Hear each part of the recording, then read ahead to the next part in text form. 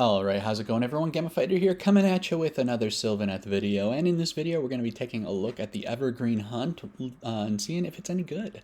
So this is just something I've been thinking about a lot. If you follow the channel, I've talked a lot about the meta list with Belthanos and Alariel, and for me personally, I think it's a really great list. People are having fun with it, they're doing really well with it, but for me personally, I just don't like having two units being half of my entire army with Alariel and Belthanos there. It's just not my play style. So I was interested in the Evergreen hunt to see if maybe this would be more of my playstyle and to see how good it is. So let's take a look at it here. But first, a quick disclaimer. I do try to be pretty upfront about these types of things, but I also don't want people to be misinformed going into the video about what this is. This is just for fun. This is just theory crafting. I am, just to be fully transparent about it, I'm mostly into Age of Sigmar for the hobby side of things. When 4th edition dropped, I got a little more excited about the rules and just kind of theory crafting because Sylvaneth had changed so much. I was kind of just brainstorming how things were going to change, and I wasn't seeing a lot on YouTube, and so that's how I got into just sharing my thoughts and stuff. But, I'm not a competitive player. I'm not very good at the game, and I really don't even play that much anyways, so take this all with a grain of salt. This is just theory crafting based on what we have in the documents that the devs have put out for us.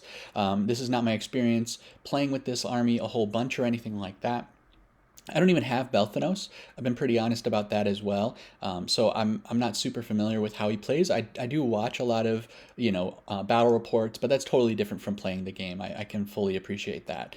I can make mistakes. There's some weird wording on these rules, and so it's definitely possible that I could get some of them wrong. So if you're going to be playing this, or if you're going to be buying stuff especially to be able to build these lists, you do want to double check and make sure that you understand it correctly before you do anything like that. Also, going through the video, I'm not. I try to approach these documents from what the devs are trying to communicate through the rules. And like I said, when the edition first started and Sylvaneth changed so much, I was trying to look at what are the rules telling us about how we should be playing Sylvaneth, since we're not playing them the same way we used to play them in 3rd edition. So that's what I'm trying to do here with the Evergreen hunt. What do the devs want us to do? What do the devs think is good about it? And then playing around with some of the numbers and just seeing how that works. And then finally, this is for fun and entertainment. If you guys ever watch stock and investing YouTube channels, they'll always say that, right? This is not financial advice. This is just for fun and entertainment. Try not to take it too seriously, or feel free to criticize me or come up with counterpoints to things that I say or have a different perspective. That's totally fine. I just don't want people to think that, once again, maybe I'm beating a dead horse, that this is a pro player's experience 100 times playing this list. That's not what this is. This is just for fun, as a hobbyist mostly.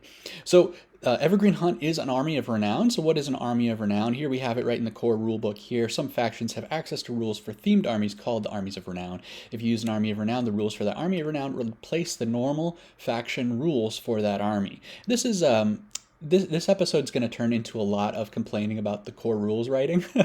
They don't actually, unless it's somewhere else that I couldn't find, they don't explain what they mean by the normal faction rules. So you do kind of have to guess, and I'm thinking it's just everything in the index up until you get to the war scrolls. That's what my guess is. That's my understanding of it.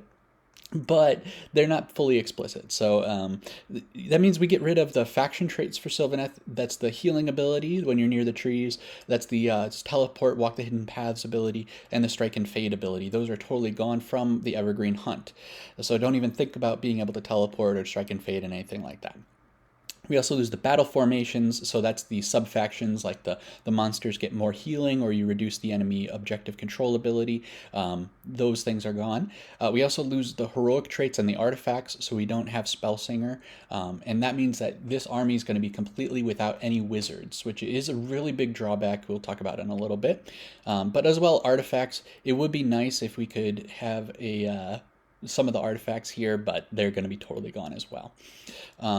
Now, you do get your own a new heroic trait. So these aren't just gone. They are also replaced. The Evergreen Hunt has specific one specific heroic trait and one specific artifact, as we'll talk about later.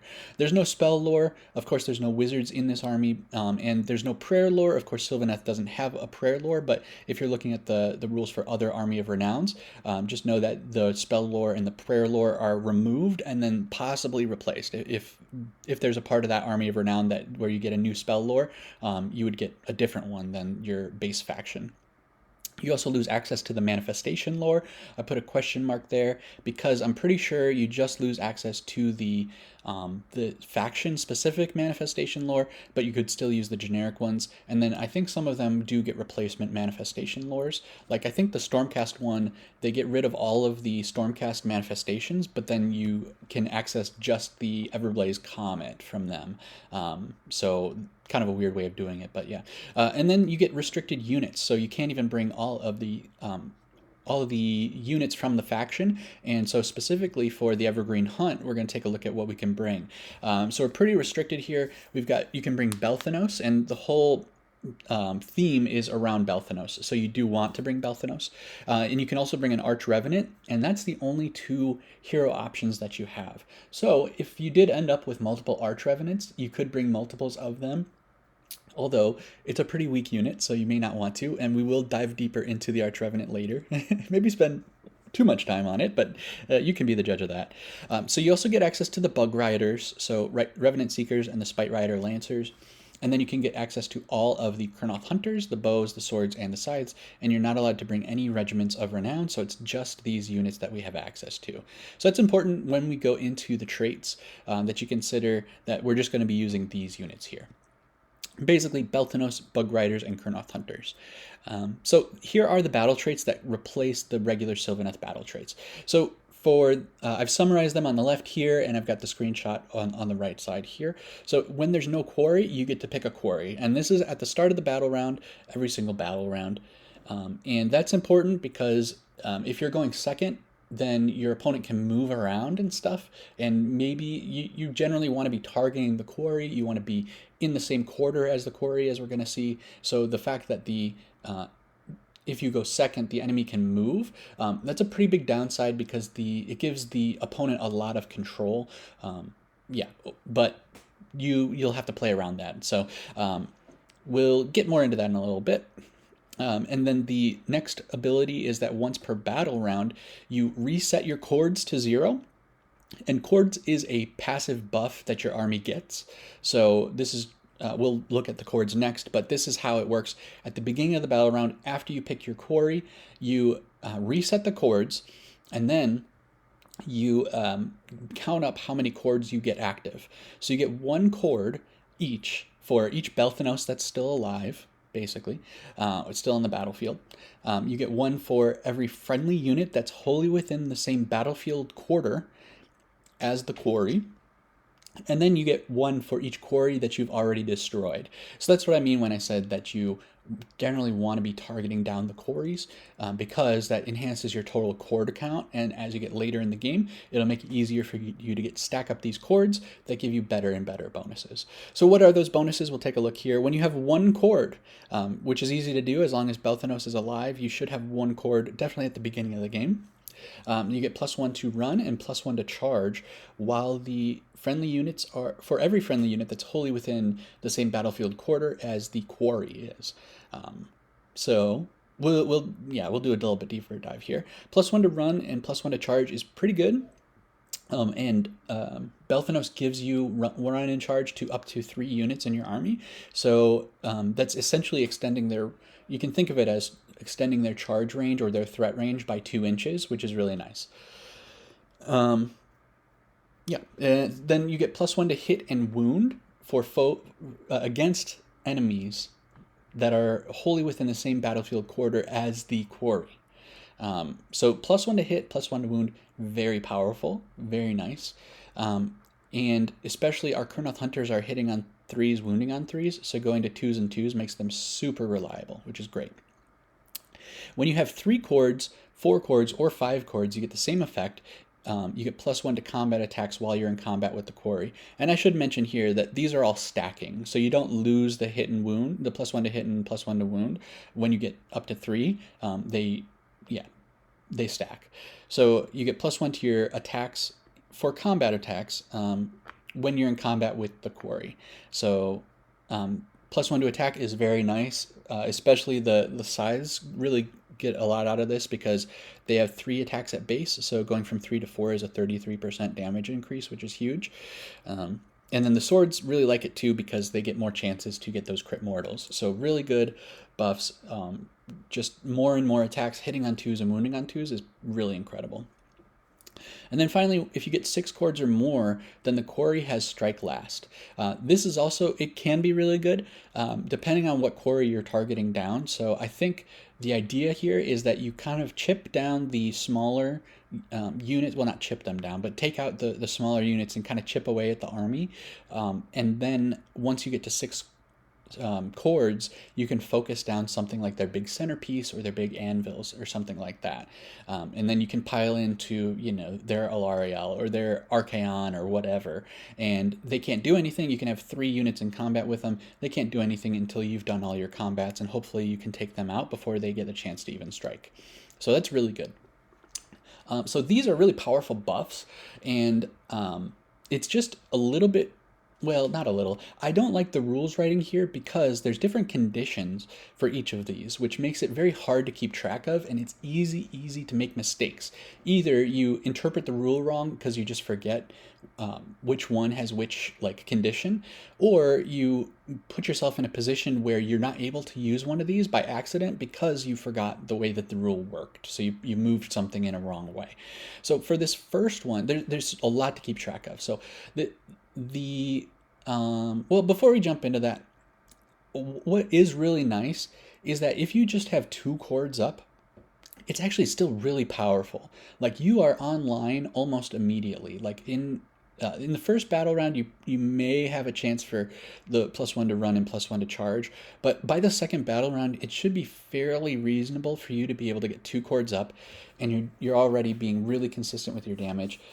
It should actually even be pretty easy to get 3 chords up, in which case you're fully online. Like, all of your buffs are totally activated by battle round 2 pretty consistently. I really like that, and they're very strong buffs, which is really cool. But yeah, back to the problem with it is that it is just a lot to keep track of because specifically the way that they're written. So the first one chord, you get the +1 to run, +1 to charge. And your guys just have to be wholly within the same quarter, even if the enemy isn't in the same quarter or isn't wholly within that quarter. So, for example, we'll take a look at the map here. If the enemy's standing in the middle, your quarry is standing in the middle, they're technically in all of the battlefield quarters, but it doesn't matter if they're wholly within any of those quarters. So if they're within any of the quarters and your guys are wholly within one of the quarters, then because the enemy has their toe over the line into that quarter, you would get that +1 to run and +1 to charge, which is pretty permissive. It does make it pretty easy to do. And in fact, on turn 1, if your opponent does take the flanks, if they go first and they do take the flanks, and you mark one of their units that they're doing take the flanks with as the quarry, then they have to toe over the line. And so you would get +1 to that run roll, targeting that quarry for any units that are wholly within that battlefield quarter, because they're just towing over the line, which is pretty cool. Downside, of course, with that is that they would be able to pull back, do a redeploy to pull back over the line after you do your movement. You would get the +1 to the run, but then if they do a redeploy to move back out of that quarter, then you wouldn't get the +1 to charge anymore. But it could be worse. It's not the end of the world there. But the restriction for the 1 chord is that you just have to be wholly within the same quarter. It doesn't matter where the enemy is, as long as they're a little bit in that quarter. For the second one, though, you get the +1 to hit and +1 to wound, but it's for friendly units. They're combat attacks only, of course, but they have to target an enemy unit that is wholly within the same battlefield quarter as the quarry. So one good thing about this is you don't have to be targeting the quarry, but your target does need to be wholly within the battlefield quarter.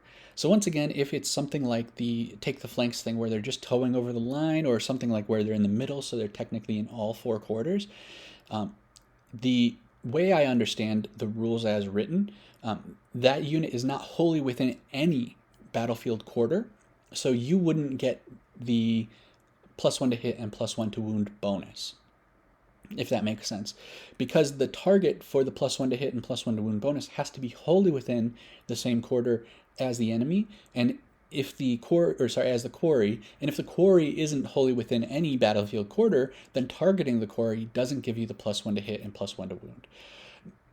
Now, it doesn't have to target the quarry though, which is good. So you could have the quarry straddling the edge or in the middle there, and as long as there's another enemy unit that is nearby that is wholly within one of the quarters, say if they're on this point here, and they're wholly within this quarter, and the quarry is in the middle, so they're in all battlefield quarters, you could target the other enemy unit for +1 to hit and +1 to wound. So it is a good bonus that it's flexible in that way, but it is weird that sometimes you will be able to target an enemy unit that isn't the quarry with the +1 to hit and wound, but you wouldn't be able to target the quarry with +1 to hit and wound. It would be less flexible if they just made it that if you're targeting the quarry, you get +1 to hit and wound. It would be less flexible, but it would be more clear, and it would make a lot more sense to me. But maybe there's an explanation for why they wrote it this way. Maybe it's something thematic, or maybe there's just something about the way that you play that I'm just not seeing here from reading the rules as written. But yeah, I think that's it's just a lot to keep track of. So then for 3 through 5, getting the +1 to your attacks characteristic, you just have to be in combat with the quarry. It doesn't care about the battlefield quarters. It doesn't care about whether you're targeting the quarry or another enemy. So that's pretty cool. It is quite flexible in that way. You could choose to target. You could quarry something like some little dinky foot wizard, but then you could charge into that and then be in combat with another enemy unit as well, and be able to get your +1 attacks against like Chaos Chosen or something like that, or Vanguard. So, something that's actually threatening. I don't know how often you'd want to do that. In that case, you're probably going to end up trying to kill the quarry anyways, in which case you're going to be splitting your attacks. But maybe if you've got multiple units that are in combat there, then maybe you will want to split the attacks. So I don't know. But there's going to be cases, most of the time you do want to just target down the quarry. But there's going to be cases where you may want to split your attacks there. One thing to note too, that maybe I should have at the beginning, with all of these, it cares about the quarry. So you have to be in combat with the quarry for this one. The other ones care about the battlefield quarters and things like that. If you slay the quarry, then these buffs go away, because the quarry is no longer on the table. So there's no battlefield quarters at all where the quarry is wholly within, right?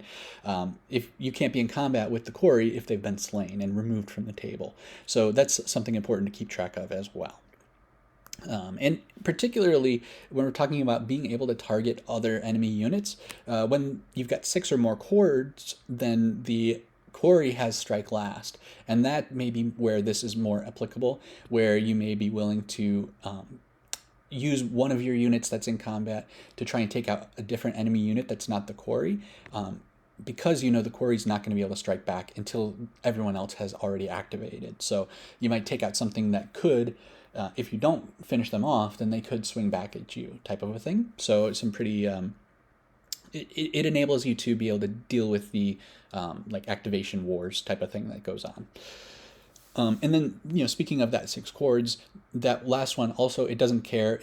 It's you just have to be in combat with them, but it's strike last anyways. So strike last only takes effect when the unit's in combat. So anyways, that one's really straightforward, because the only requirement is you're in combat with the quarry, and strike last only activates when you're in combat anyways, so it just makes sense. So so yeah, that overall, I think the writing of it is pretty complicated, and there's a lot to keep track of and stuff. But in terms of what you get, because you are giving up the teleporting abilities and the healing abilities, you're giving up the spell lore and those types of things, this is pretty strong. You've got strong units in our Kurnoth Hunters specifically. The Bug Riders are fairly strong as well. And you're giving them +1 to run, +1 to charge, +1 to hit, +1 to wound, +1 to combat attacks. And these are all coming online fairly quickly. And then when you do kind of max out your stacks, you're able to give a particular enemy that you choose as the quarry, you're giving them strike last.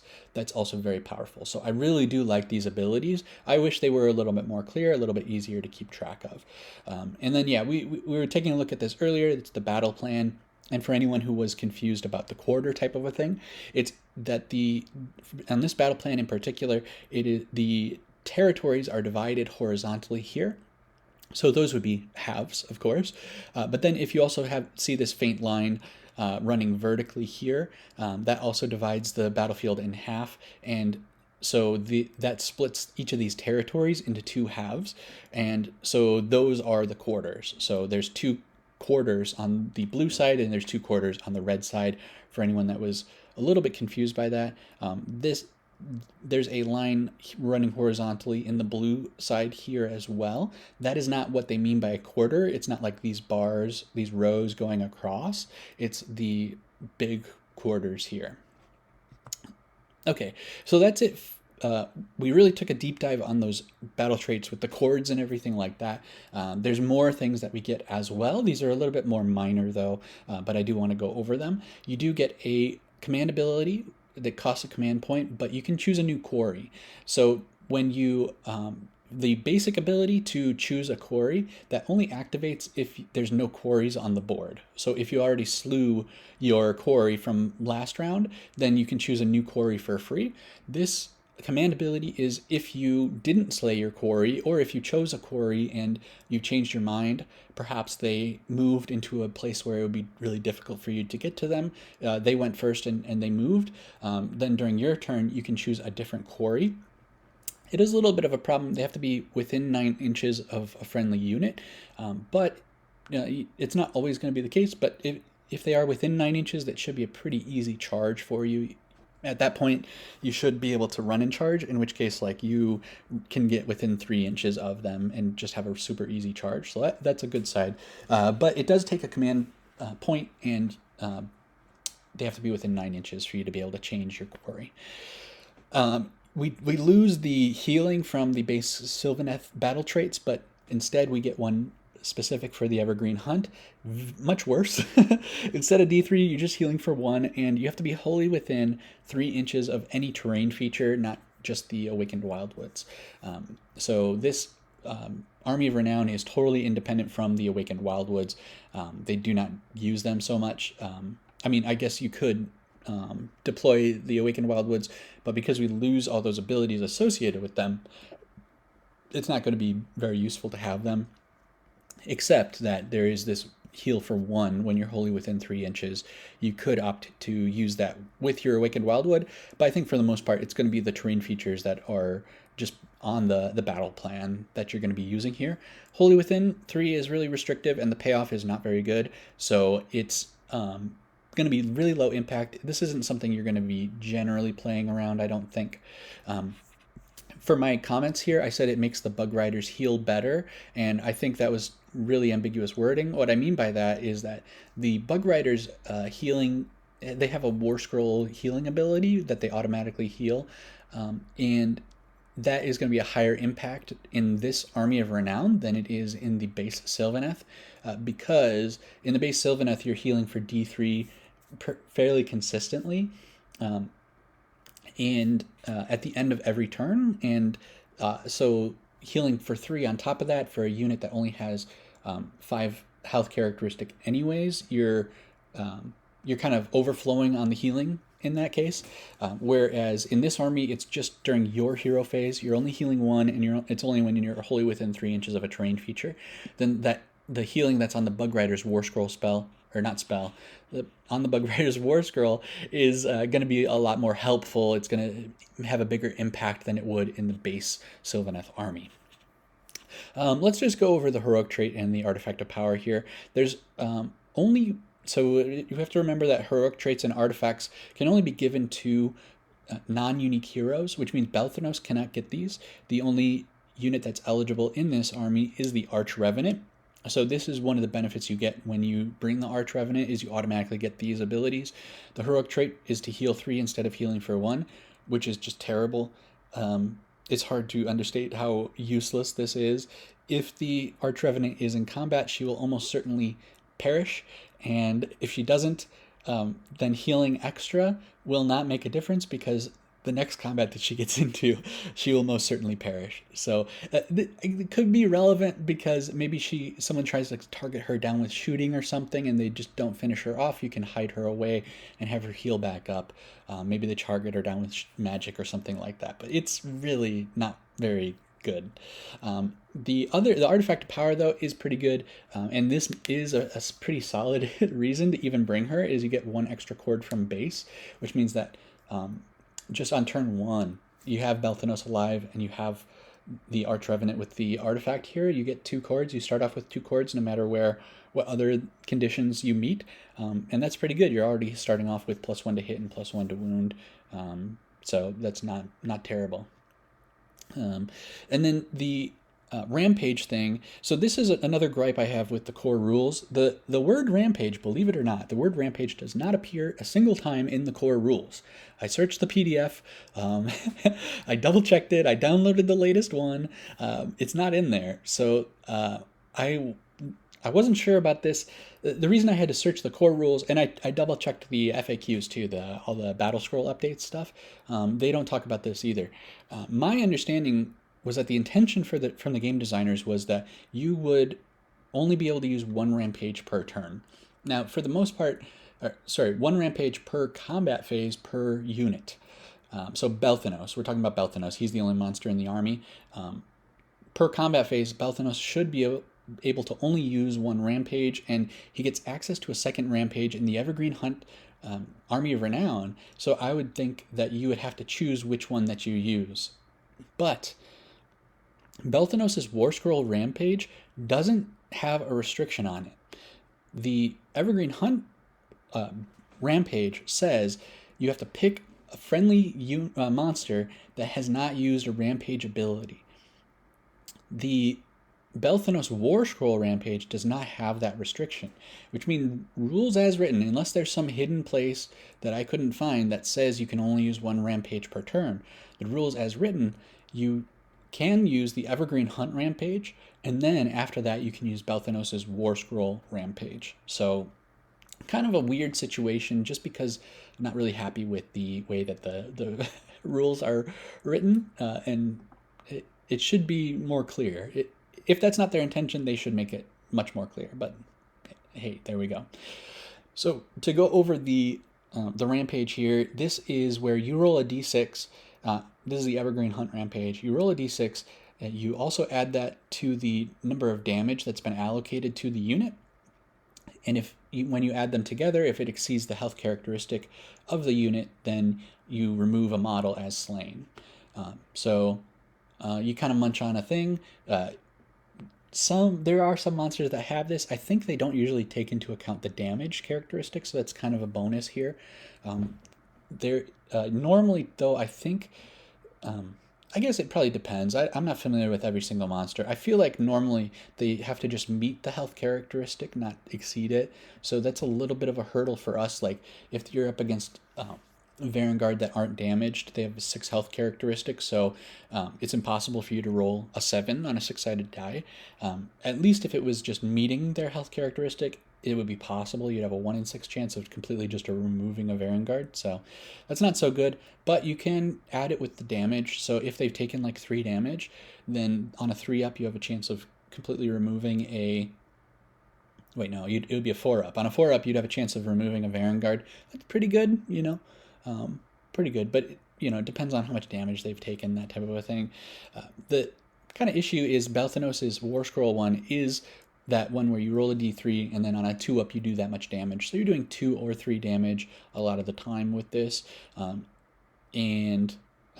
So the good thing about the War Scroll Rampage is that damage can overflow. So if you slay a model and you still have damage left to allocate, you can still allocate it to the unit, whereas the Evergreen Hunt one, it just removes the model as slain and it resets the damage to 0. There's no overflow damage. But the good thing is, if you are against like a unit that has a health characteristic of like a 2 or a 3, it's easier to get a 2 or a 3 on a D6 than it is on a D3. Obviously, that makes sense. So that's pretty good. Or if something's damaged already, to where they have a 2 or a 3, you just need to roll a 2 or a 3. That's pretty good. And then after that, you can do the Balthanos War Scroll Rampage, which it could do another 2 or 3 damage on top of that as well, which is pretty cool, pretty nice. So, but I don't know how game-changing these different abilities are, but it's good to be aware of being able to use these. So I did want to look at how the units change. So at the top here, we've got, this is how much damage that the units are expected to do on average against the various armor saves in the base Sylvaneth kit. And then at the bottom, it's when they're in the Evergreen Hunt and they've got all of the buffs active. This is the expected damage, and it's a pretty big increase. So for those who haven't seen this before, we've got a little bit of a spreadsheet here. These are screenshots from it. There's a link in the description where you can download a copy of the spreadsheet yourself to manipulate the numbers and change things around. If you want to see, hey, what if we get +1 to wound on a Kurnoth Scythe? How does that change it? You can go in and manipulate that if you make a copy for yourself. Otherwise, I think you can mess around it as long as you're not changing. You can like put filters on maybe, or maybe you can sort. I'm not sure, but anyways, the idea is you can make a copy for yourself. There's a link in the description that I shared with everybody. And just to explain it, if you haven't seen it before, we've got the points on the left here. That's used mostly for calculating the efficiency and keeping track of how relative it is. We've got the name of the units here in the column, and then after that we get into the enemy save section. As you can see, it's all under the enemy save box here.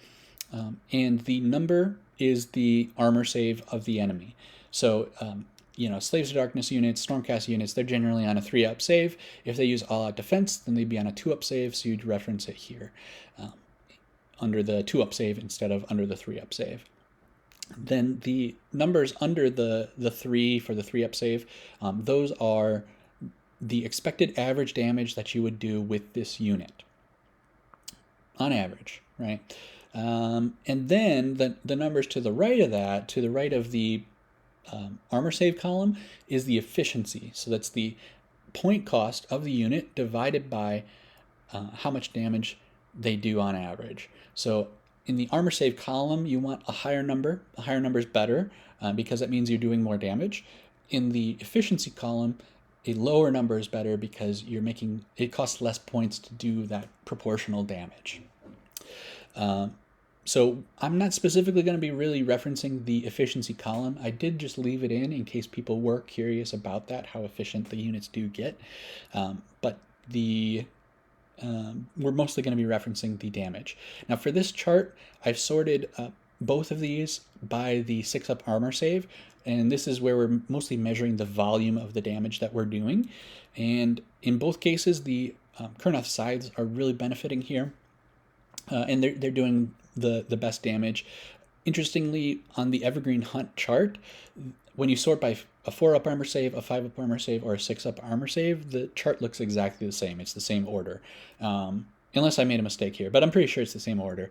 And then if you sort by a 3-up armor save, a 2-up armor save, or a 1-up armor save, it looks different than this, but 3, 2, and 1 are all in the same order as well. And we'll look at that on the next slide.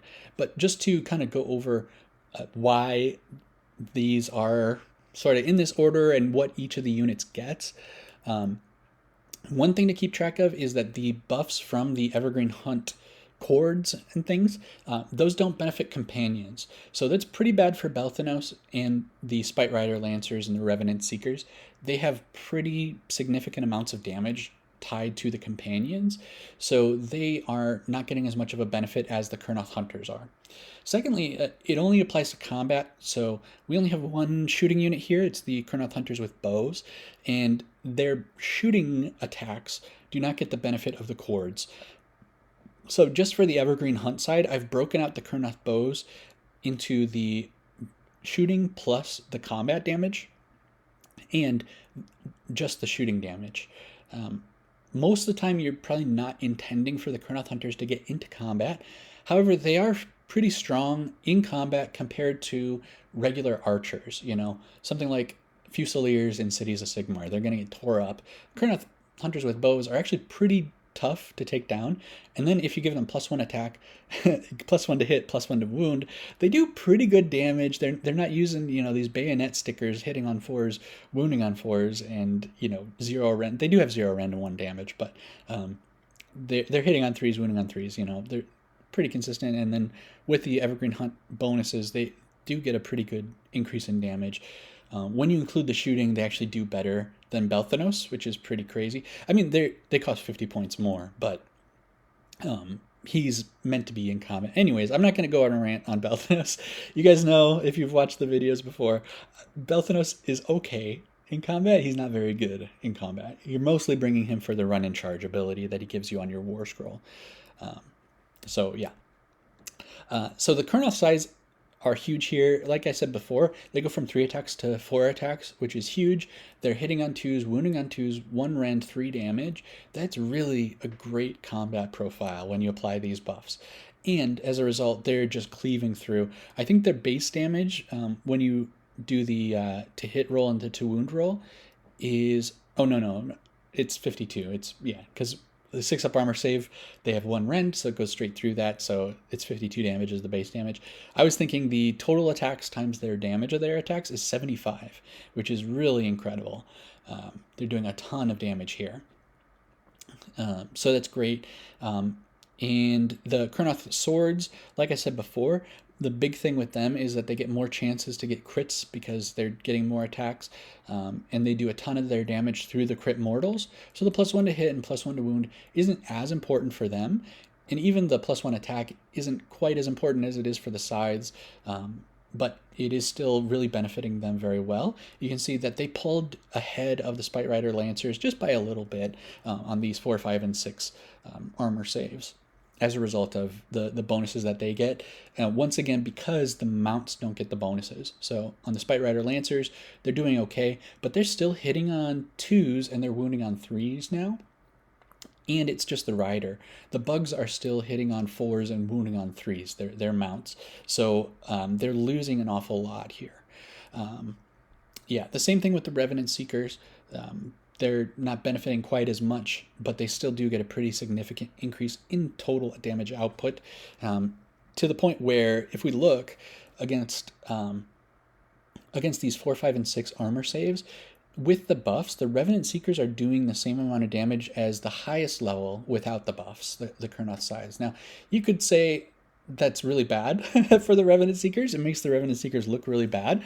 I choose to look at it the other way, where I would say that if you're using this Army of Renown, it makes the Spite Rider Lancers really good, because they have a... we're talking about the Revenant Seekers here, but I said the Spite Rider Lancers. It makes the Revenant Seekers actually quite a bit stronger, to where they're on par with one of the best combat units that we have in Sylvaneth altogether. So they become as strong as that, but then also they have the incredible movement speed and things like that. The Revenant Seekers, for those that aren't super familiar with Sylvaneth, they are actually more of a support unit. So I show them here reinforced and using them as a combat unit. That's probably not how you should be using them, but if you did want to do that, they'd be pretty good. Just a way to think about it, they're essentially on par with the scythes against 4, 5, and 6 armor saves when you include the Evergreen Hunt buffs. So that's pretty impressive. Kurnoth bows getting pretty good bonuses. You can't do like teleports, so in the regular Sylvaneth, you might be willing to teleport using Walk the Hidden Paths, teleport your Kurnoth bows, and then shoot, and then make that charge. Or if you don't make the charge, you don't really care, because you're not necessarily trying to get them in combat. But if it is something you could fight in combat with the Kurnoth Hunters, then you could charge them in, and that would be one way that you would get all this damage in. We don't get run and shoot, so while the bows could get run in charge, they wouldn't be able to shoot then. But this is a case where maybe against some chaff, you may want to shoot them. You may shoot a hero that's near them or something. You may shoot and then you may charge in against something that you know is not going to be able to clap back very hard. And if you have all these buffs active, then you can do some pretty serious damage. The biggest problem, of course, is that you can't strike and fade with the Kurnoth bows in this army of renown, so you don't want to get stuck in combat. It's a lot easier to get stuck in combat without that teleport. So probably not super realistic, but there's going to be cases, if you play this army enough, there will be cases where this will come up, and they're doing pretty good damage. Once again, comparing them to the Kurnoth Greatswords. Pretty favorable comparison to the Kurnoth Greatswords without buffs, which is very impressive. With the caveat that you're including the shooting and the combat attacks, and you need all the buffs active to do that kind of damage. All right, moving on to Belthanos. He gets pretty significant damage increase here as well. Still not super great, but you really need to keep Belthanos alive, so you're going to be very careful about what kind of combats you get him into. Probably just going to be munching through chaff. So these 4, 5, and 6 up armor save numbers are going to be really relevant, because that's who you're going to want to be targeting with Belthanos, so that it's something that can't do too much damage back to him. And probably a lot of those units are going to have just 10 health, if I'm guessing. But you wouldn't really mind if he gets stuck into something with like a 5 up armor save and 20 health. Probably not going to take it out in one combat, but if you get stuck in there, probably not the end of the world, as long as they don't use that as an anvil to be able to charge a hammer into you. Finally, the Kurnoth bow, finally. The Kurnoth bow shooting, still, it doesn't benefit, so it's not very impressive. I do wonder why my numbers... Oh, no, I know why. The numbers are different. So, yeah, just not... I was just looking at the wrong thing. That's what was wrong. So, the shooting, still just okay. Against foot heroes, you have a good chance of taking them out. Against other stuff, probably not that great. When you consider how much of a damage upgrade the rest of the army gets, like the melee units, and then you also consider that they have a huge amount of mobility. For those who don't know, I probably should have mentioned earlier, Belthanos gives, if I didn't, maybe I did, but anyways, Belthanos gives up to 3 units in your army run and charge. So that gives a huge amount of mobility to your units. With the +1 to run and +1 to charge from the Evergreen Hunt abilities, then the developers want us to be really aggressive here. So the bows could be a way to control space, but because they don't benefit from the bonuses of the chords in the Evergreen Hunt, they're going to lag behind quite a bit. It doesn't mean that there's not a role for them, but it's just something to consider when you're building your army. And then finally, the Arch Revenant, her damage doubles, which is awesome, but it's terrible damage still, so you really don't want her fighting unless you absolutely have to, and it's something that you know is not going to be able to finish her off. Just, yeah, be careful. Okay, this is the same chart. We're not going to spend a ton of time, but I did sort it by the going against a 3-up armor save. Because there are a lot of factions, Stormcast Eternals and Slaves of Darkness, where like the whole faction has a 3-up armor save, so these numbers are really relevant. And except for Belthanos, everything in this army is Rend 1 or Rend 0. Mostly Rend 1. I'm thinking of the bows combat is Rend 0, but Belthanos is the only one with Rend 2. That's my point. So it is important to see how much damage we're able to do against these better armor saves. And in particular, the Kurnoth Greatswords are really good, as always. There's not much difference against a 3-up armor save, but if they're a 3-up armor save with all-out defense, then they go down to this 2 column, in which case, if you're up against something that has 20 health, the Greatswords should, on average, have a pretty consistent time dealing with 20 health on a 2-up armor save, but the Kurnoth sides are generally going to fail to completely wipe those out. So it's an important break point. I think it does make the Greatswords have quite a bit more value in this army in particular, because there's so little rend throughout the whole army, and we because we don't have spells, we lose that spell that gives us +1 to rend when we're within a range of an Awakened Wildwood, which would really help out with our consistency. Don't have access to that, so the Kurnoth Greatswords are going to play a big role.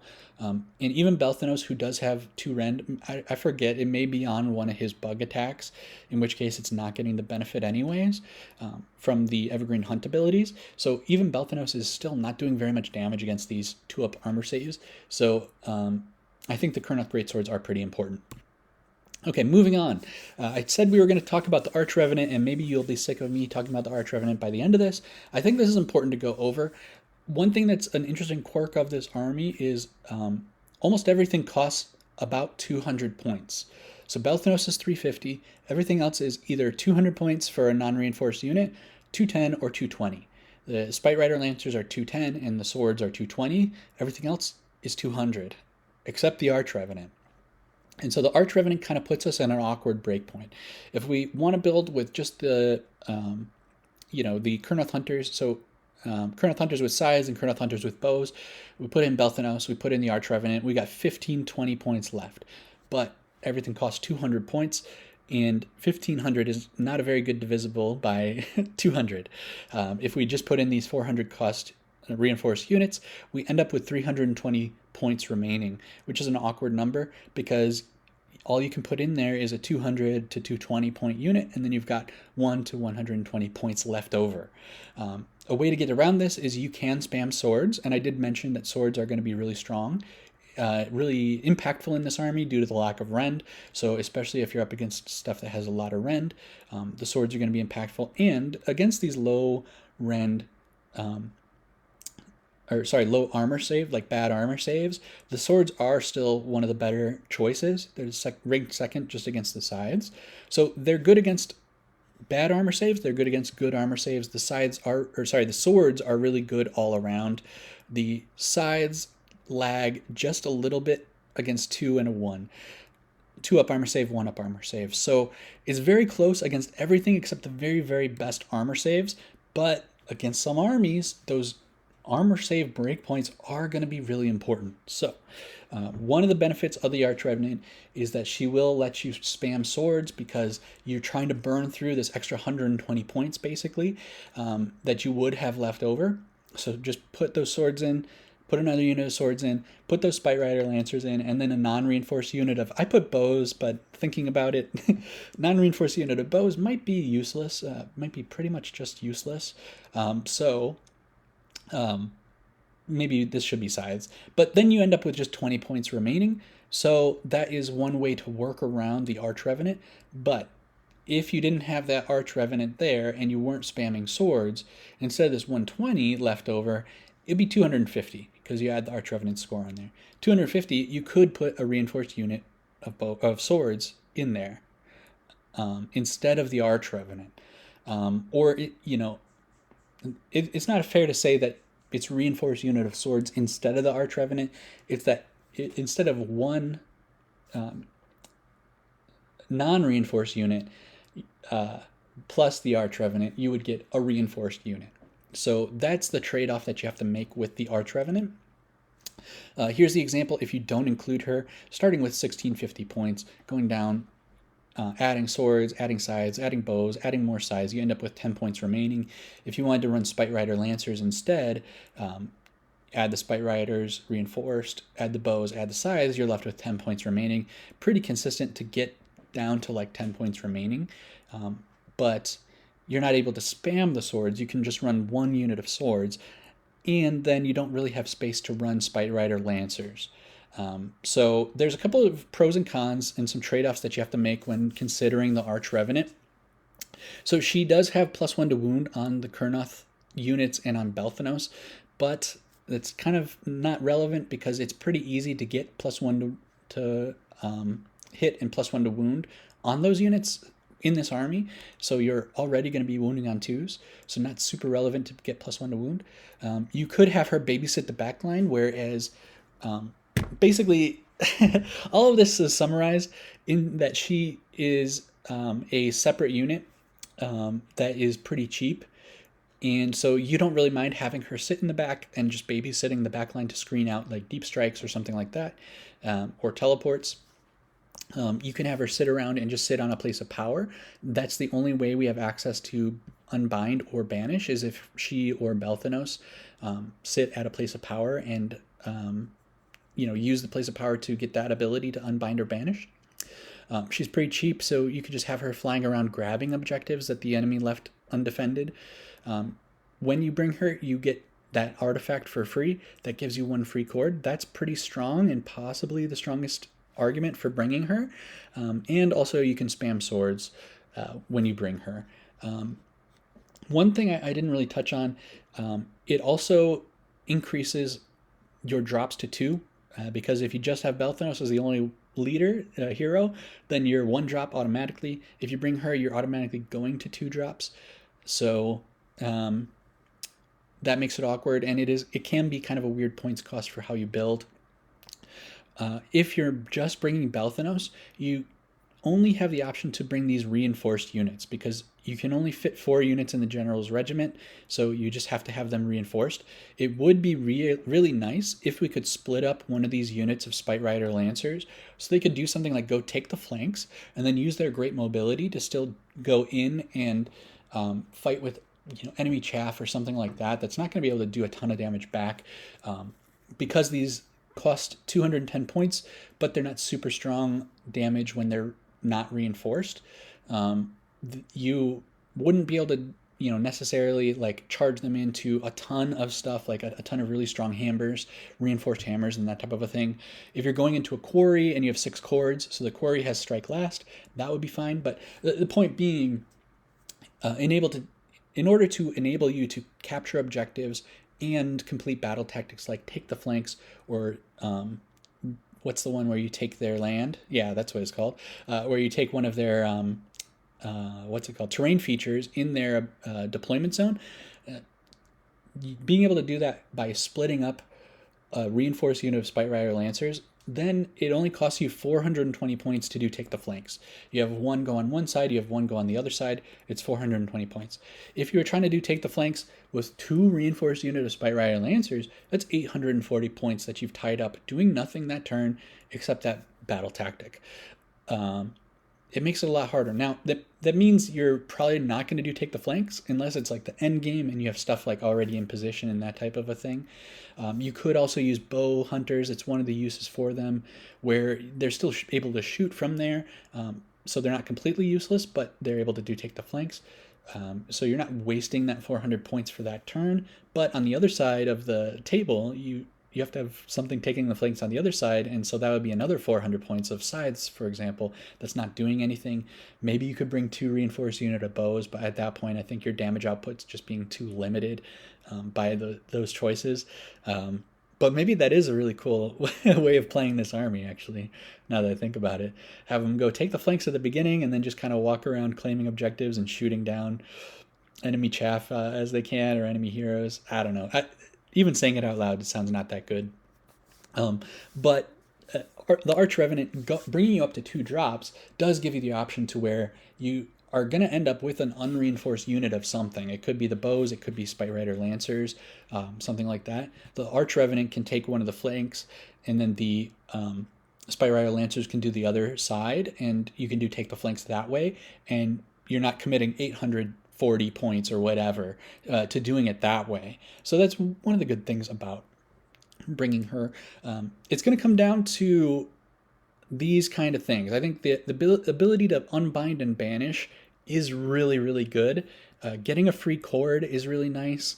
And if you want to bring a bunch of swords, that's pretty good. But it does put you from 1 drop down to up to 2 drops, which is kind of a pretty big downside. So it's going to be up to you.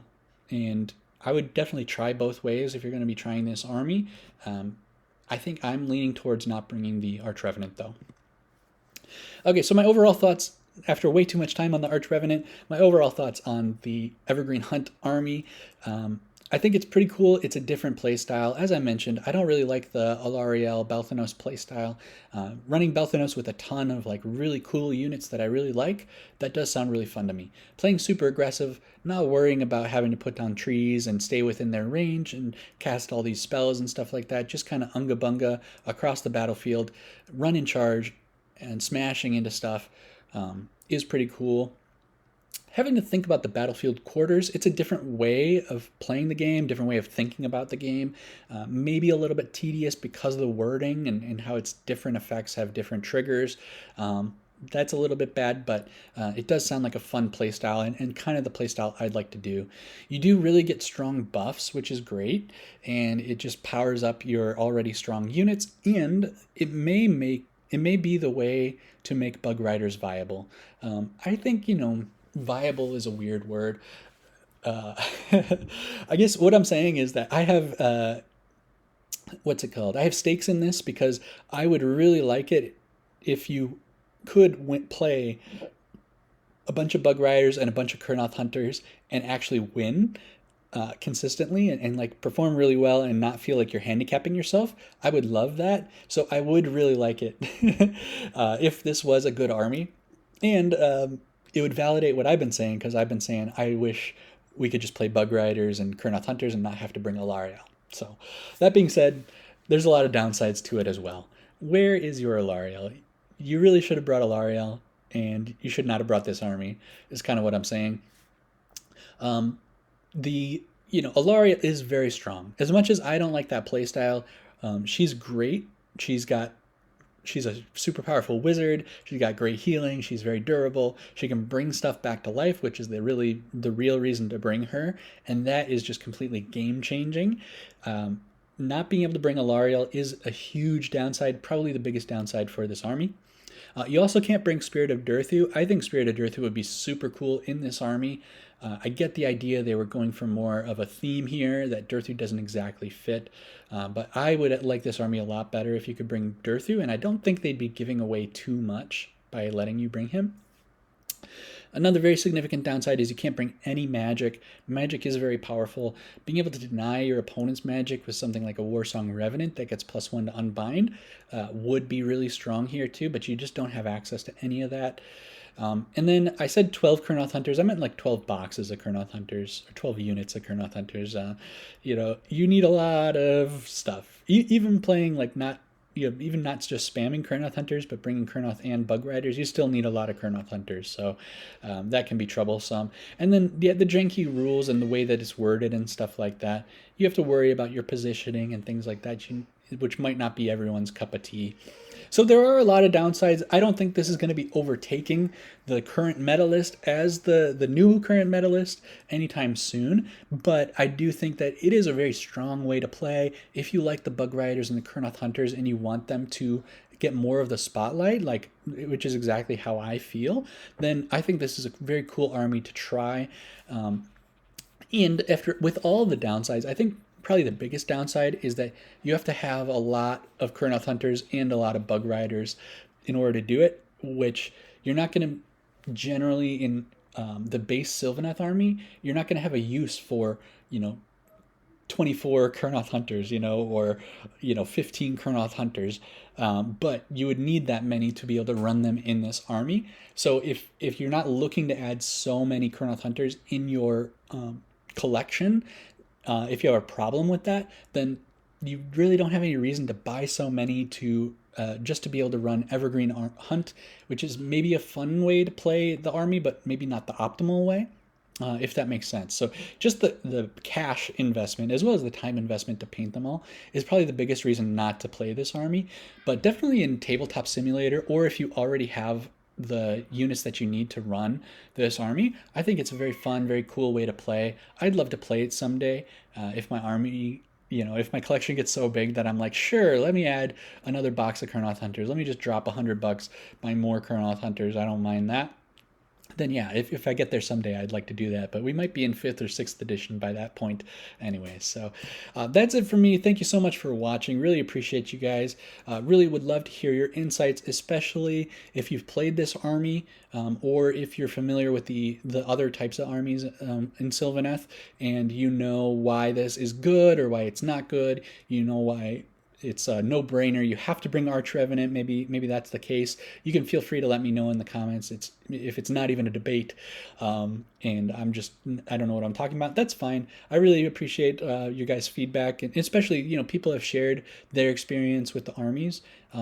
In other videos that I've had, and it's really great to hear all that kind of stuff. So if you've made it this far, you like this kind of content, you should really subscribe. This is the kind of stuff we do. Go back and watch the other videos I put out as well. I'm thinking about maybe doing an updated tier list now. The last time I updated it was a long time ago, and we really didn't have that much. The Sylvaneth was doing pretty bad. We didn't have a ton of tournament results and stuff, so I may be updating that just to get some engagement, just to get those views. But really, I do this for fun. I'm not trying to get rich. I would definitely choose a different niche if I was trying to get rich and become a full-time YouTuber. But the reason I do this is because people say that they like hearing what I have to say. It's fun for me to do, and then people appreciate it, and that just means the whole world. So really, thank you guys for watching. Thank you for your comments. Thank you for liking. Really appreciate you guys, and until next time, I'll see you in the next one.